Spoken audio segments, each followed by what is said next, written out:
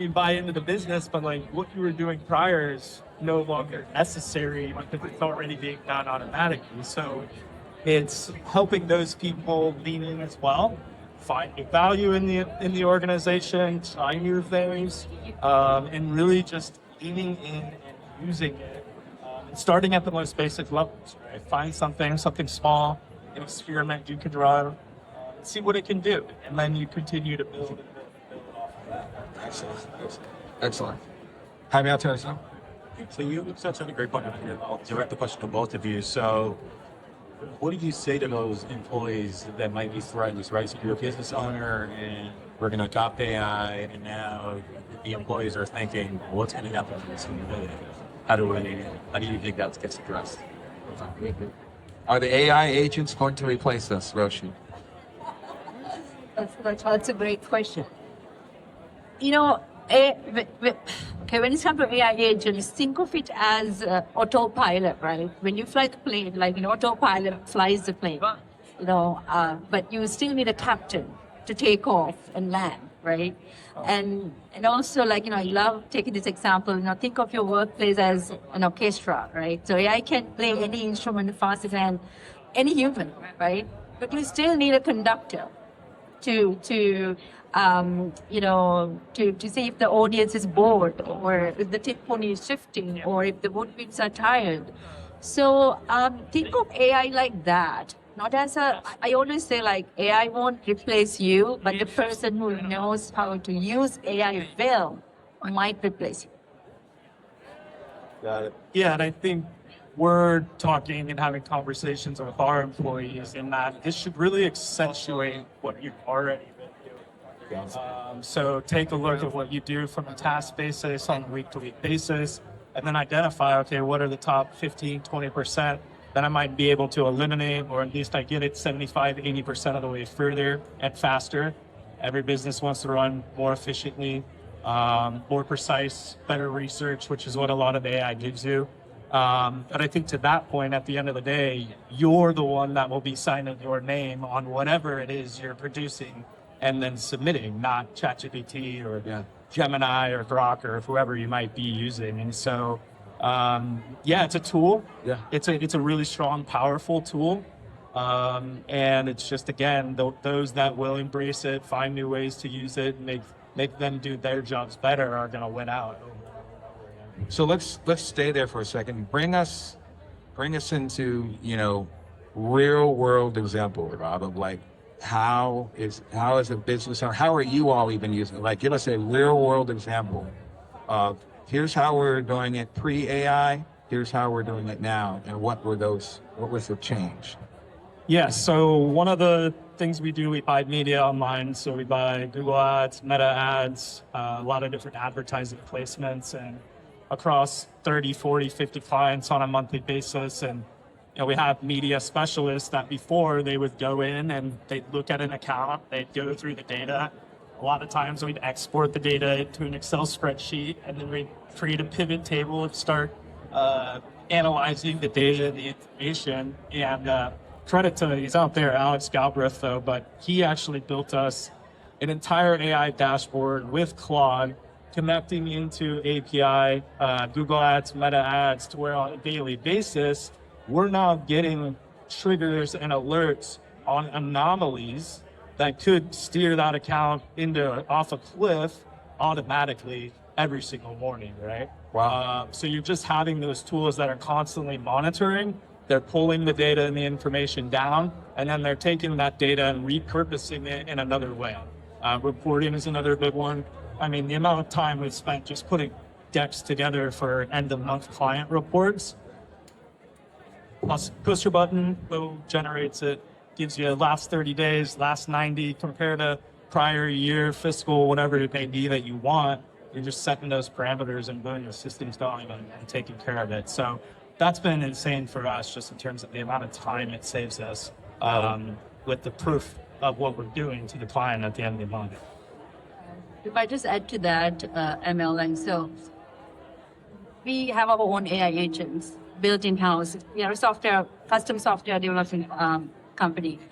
One of our clients in transportation, he came to us with lot of missed calls after hours, missed revenue. So then we implemented the AI agent. I mean, we integrated with their system, their transportation system, and we integrated the AI, and AI started taking calls, provide codes, respond instantly and make bookings, right? And within few weeks, he was making so many bookings without adding additional staff. Wow. He actually made his ROI, if I'm not mistaken, within like 10 days.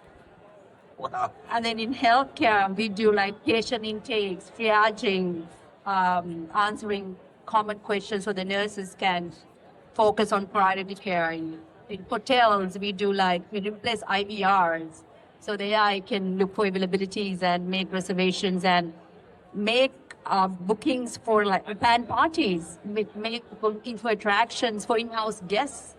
So you no longer have like press 1 for concert, press 2 for attractions, or So the AI agent is the first interaction, and it solves the problem. Wow. So in the world of what's new, what's next, what, if any, are trends that people should avoid or maybe just be wary about it, right? Because we always see, it's like the iPhone, right? There's always a new one every year, and you're already behind by the time you get home. Any trends out there that should be maybe avoided or wary? So with our AI agents, for example, we take security, privacy. We also have this discussion like it's a very serious thing. So when we build our AI agents, we operate clearly within guardrails. So we use this architecture called RAG architecture. It forces AI to look up for verified data before answering. So you stick to your product and services of your client. Some clients say it's okay, you can go to OpenAI if it's something general and answer the question, but some clients say no, stick to my product information. Right? So at the end of the day, I mean, AI is there to support decision making, but not replace accountability. So your business always should be in control. I want to stay there for a second on, obviously with AI improving speed, productivity, AI agents, with all of this certainly comes risk, right? We've got, bad data, hallucinations, privacy issues like you mentioned, copyright. When OpenAI, for example, rolled out Sora, they quickly rolled it back in because the film studios were filing lawsuits, then all their videos were being repurposed. How do you balance the innovative capabilities of AI with, kind of the risks that come with using it? Yeah, I think one of the things we work on with our clients is trust and authenticity is a big driver to get people to make business decisions and buying decisions, especially. So I think what I've seen is a lot of companies are guilty of this, and you hear the word AI slop, right? It's so easy nowadays to create content, distribute content, source content from ChatGPT, going and searching and pulling it together for you. But what I'm seeing is it's making humans even more valuable in the AI space. So what I mean by that is it's okay to use ChatGPT to maybe go do your research, formulate template, or get you again 60, 70% of the way there. But the businesses that are winning with AI are still the ones that have the best experts, the best experience, the knowledge, and they're able to inject that into that content material and then distribute it at a faster rate. So I think you still have to have guardrails, human intervention, HAPE frameworks is very popular that you'll start to hear. So it's human AI control is what it is, to where yes, you're utilizing the AI, but the human, to Roshi's point, is still guiding it and moving it. And then at the end of the day, the AI content or information that's going to win out is still the one that has that expert adding in things that an AI can't just go out and find online or research online. And that comes through human interaction, experiences, conversations like this, right? That an AI would never be able to actually. Got it. And for keeping this practical, if it's a business that hasn't used AI, if it's an entrepreneur that's interested in starting involved with it, or where could they start? What's the next step? Where would they even begin if they don't? So, I always say, like, don't start with AI. Right? Start with your pain point, right? Where am I losing time? Where are my opportunities for missed revenue? And you start small and you expand it later. So because, I mean, if your business is like, constantly, if they're answering the same questions all day, or if you're having a lot of missed calls, you know they will know. So, I would say, like, don't do too much too fast. Just ask for, like, where are my high repetitive tasks, or where are my high volume tasks, where does it impact my business revenue, right? And then I always say, like, you start with the task, kind of like, that doesn't require a lot of judgment. You start there. So you leave that to humans, but then when you expand, when you get comfortable, then you can, expand. Yeah, I think a lot on the creative side, right? So like I'll use it to just bounce ideas off of and make sure, like, do I sound stupid here or am I actually onto something, right? Or can you come and tear this argument apart? Or one of the things that I love we do is anytime we have a great strategy conversation or onboarding call with a client, we'll take those transcripts, those meeting notes, plug it back up into GPTs. They'll output content for us on social media, or I'll just use it to ping against and say, hey, like, what's in here that I'm missing? Or what different perspectives might people consider when looking at this information that you're analyzing? And so it's helped me to really, round out the way I think about things, use it just to bounce ideas off of. We've all had conversations with ChatGPT or Claude, and, I've just found it to be very valuable there. And then, of course, just, your day-to-day, what happened in your inbox.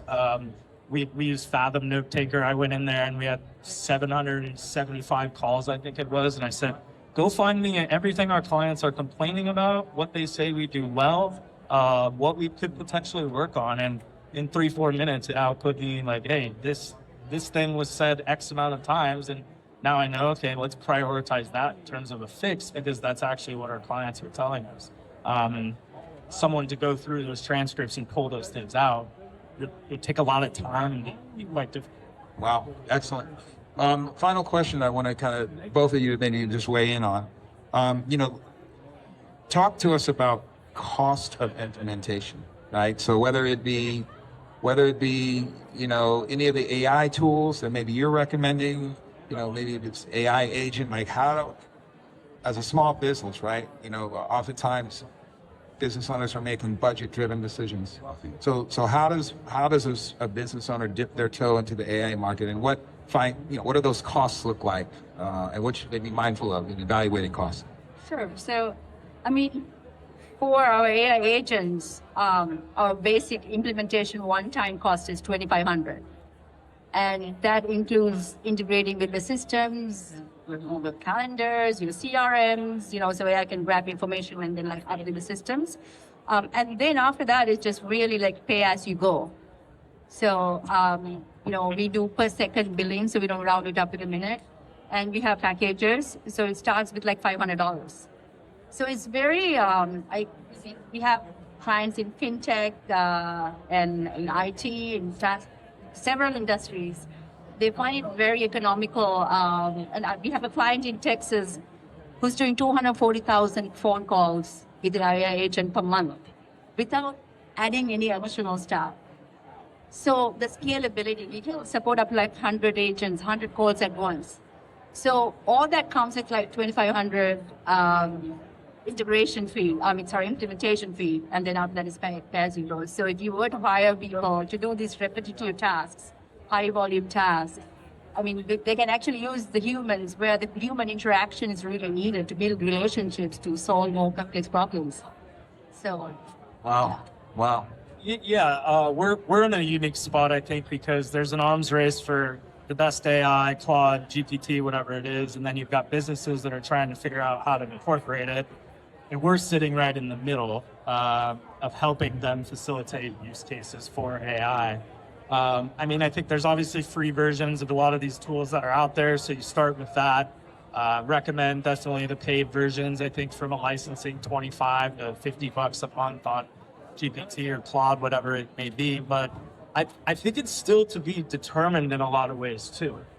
We've all been so quick to say, oh, here's AI and it's going to take over everybody's job. But also, I think it was Uber, they burnt through their AI budget in 3 months in the first quarter.